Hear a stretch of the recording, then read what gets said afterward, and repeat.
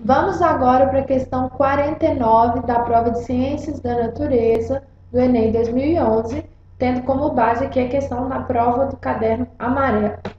A produção de soro antiofídico é feita por meio da extração da peçonha de serpentes que, após tratamento, é introduzida em um cavalo. Em seguida, são feitas sangrias para avaliar a concentração de anticorpos produzidos pelo cavalo. Quando essa concentração atinge o valor desejado, é realizada a sangria final para obtenção de soro.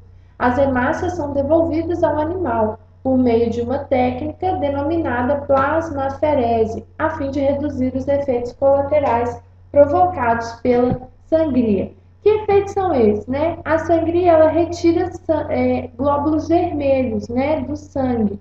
Então, a sangria ela reduz o número de hemácias, né, que são os glóbulos vermelhos. As hemácias são responsáveis pelo quê? Pelo transporte de oxigênio, essa é a função delas no sangue.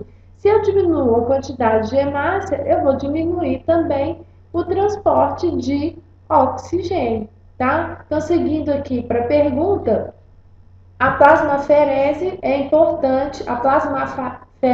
importante, pois se o animal ficar com uma baixa quantidade de hemácias, poderá apresentar problemas no transporte de oxigênio, tá? Uma questão aí tranquila de interpretação do texto e também aí de um pouco de conceito sobre células sanguíneas.